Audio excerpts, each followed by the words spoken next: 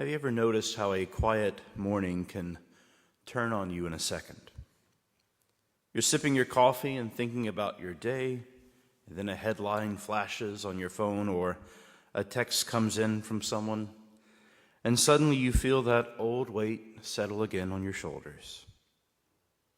Expectations, opinions, it's subtle, but it tries to shape who you are before you even walk out the door. Pressure works a lot like humidity in South Louisiana. You don't always see it, but you certainly feel it clinging to you. It gets into your choices and turns wisdom into fear. The reading from Maccabees names that pressure. Israel watched their neighbors compromise, and it felt easier to follow along than to resist.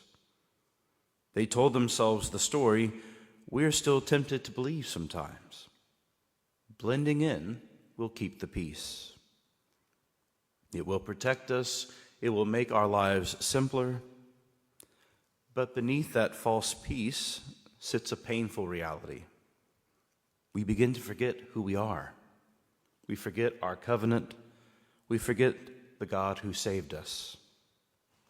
And once that forgetfulness begins, our hearts begin to grow dull. We cover the signs of our faith. We remove the sacred images out of our home. We stop wearing our crucifix.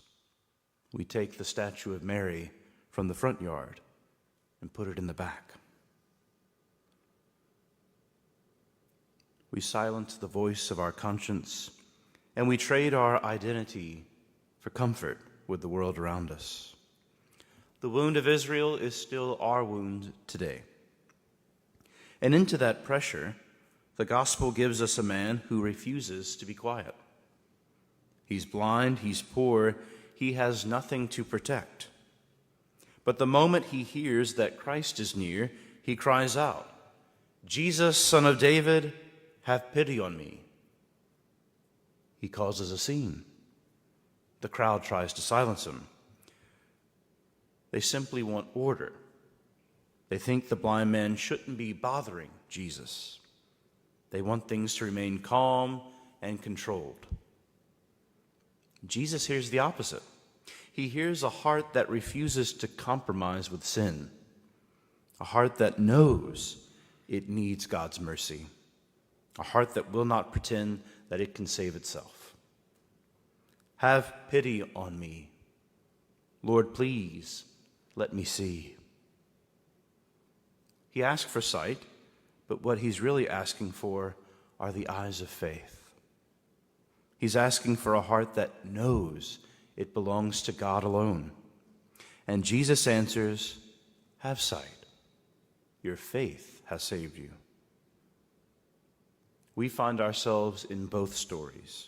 Some days we feel the pressure to blend in and compromise. We want to avoid discomfort. We want to sound reasonable. We want to dodge the sideways glances. And other days we know the blind man's hunger. We feel our own weakness and cry out for grace. I know that tension in my own heart.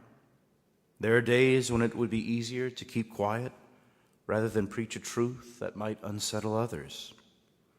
There are moments when I want to look strong rather than admit my own needs. Fidelity costs something. Every choice shapes our hearts. We stand where Israel stood. We sit where the blind man sat. The question in both readings is simple. Where do we turn when the pressure hits? Israel turned outward towards acceptance of false peace. The blind man turned upward toward mercy that can actually save. When we come to the altar, we turn toward the one who never compromised his covenant with us. In the Eucharist, Christ stands before us as the faithful Son. He took the cross rather than blend into a world that wanted him to remain silent. He chose fidelity that cost him everything so that we could rise with him. Every communion is a moment of clarity, a moment of truth, a moment when a disciple either chooses to blend in with the crowd or cry out for eyes that can see God. Because if we can see Jesus Christ in the Eucharist, then we can remain faithful out there, even when it costs us. So today, the question that sits in the air, when the pressure comes, whose voice will I follow?